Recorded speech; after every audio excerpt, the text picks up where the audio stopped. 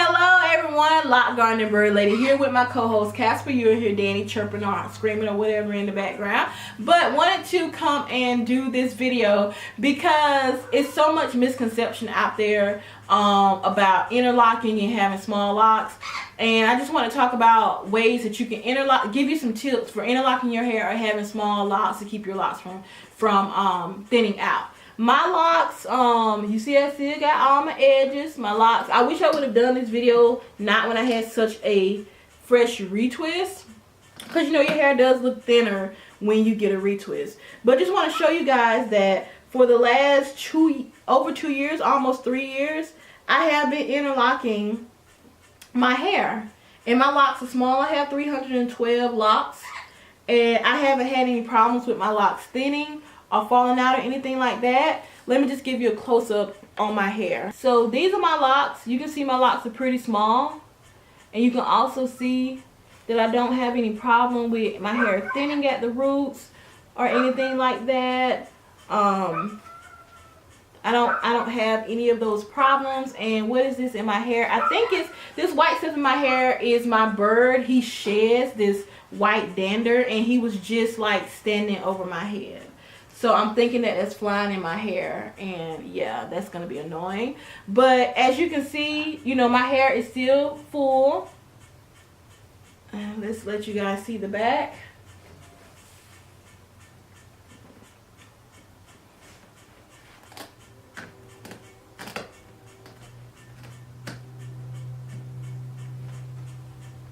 So that's the back of my hair. Yeah, so I just want to give you some of the tips that I have and the way that I was able to interlock my hair without me having the problems that you have with interlocking.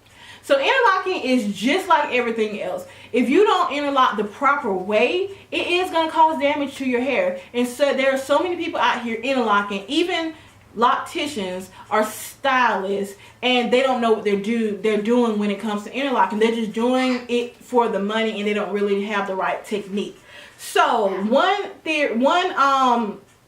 problem that people have with interlocking is they say it causes holes in your locks. Well, we're just gonna get a random lock here. Let's see. Yeah, why not? So we're just gonna get a lock here, and as you can see,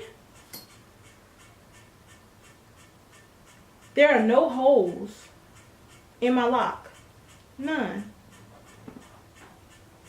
All the way down that lock. There are no holes in my lock. So, like I said earlier, anytime you do something wrong, it's going to have problems. And the reason that a lot of people who interlock their hair have holes in their locks is because when, I wish I would have done this when I had a lot of new growth. Okay, here's one. Okay, so as you can see, this is where my new growth is. And this is where, Casper, you got all this crap in my hair. I'm going to have to wash my hair tonight.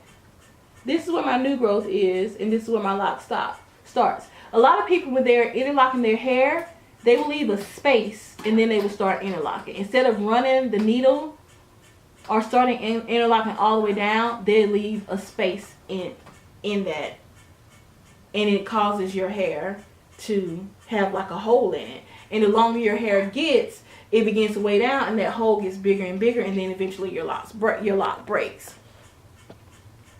Same thing with splitting. So what you do is you have a lock and you interlock it the same way the entire way down. You keep doing that over and over again. Eventually that lock is going to split. So that's why they have it's a 2-point rotation and a 4-point rotation. Because I interlock my own hair, I don't do the 4-point rotation because it is long. I do my interlocking from north to south, then east to west. Then north to south, east to west, north to south, east to west. But the 4-point rotation is north, south, east, west. No, it's north to south, and then east to west. And then south to north, and then west to east. I probably said that backwards, but you guys kind of get it. So I do the 2-point rotation when you're interlocking like north to north to south, north to south, north to south, north to south, north to south. You're doing this, and then your locks look like this, and then eventually that same rotation is going to cause your locks to split. And so that's why some people locks thin, break off, or when they have one lock, they end up having two locks. And that's why their locks look like, I don't want to say this, but it kind of looks like a butt crack, because your lock all the way down looks like this. And so that's one of the reasons why people's locks split, because they're not doing the right rotation. So whenever you are interlocking your hair, make sure you're doing either the 2-point or the 4-point rotation. I do have a video on how I interlock my hair. I will put that in the description box.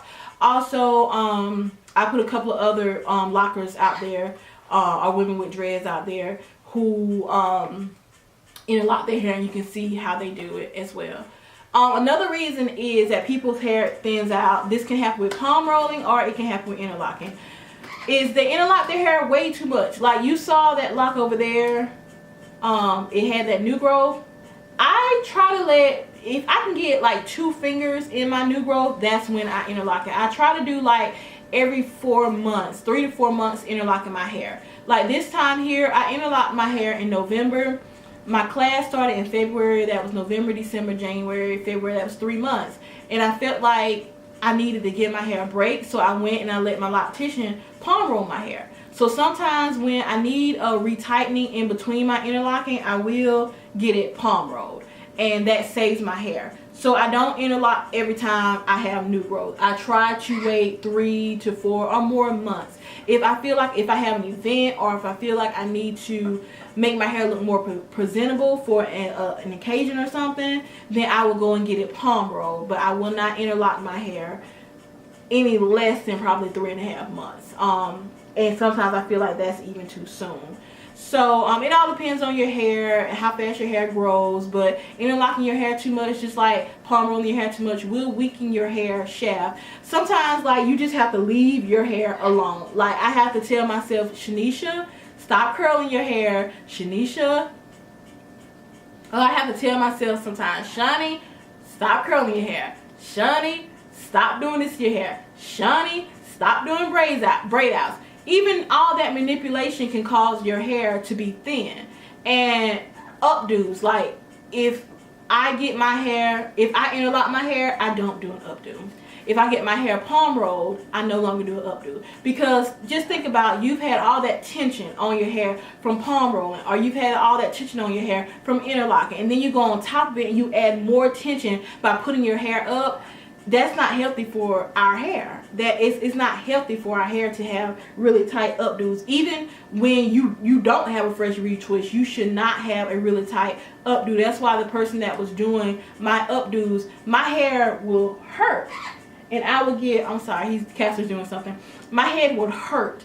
And I would get these little bumps. And that's how I knew they were pulling my hair way too tight. And I think it was because my hair was so short, and they were trying so hard to get my hair into these braids and into these twists and into these barrel rolls that, my head hurt. And so I knew that wasn't healthy for my hair. So I stopped doing so many updos. Like even now, I randomly pull my hair. I randomly do updos. I keep my hair either in a ponytail, or I put a lot of scarves on my head wraps on my hair, but I try to leave my hair alone. And that manipulation, that tension on your hair, especially right after you've interlocked it, is not healthy. So let's see, what other tips do I have?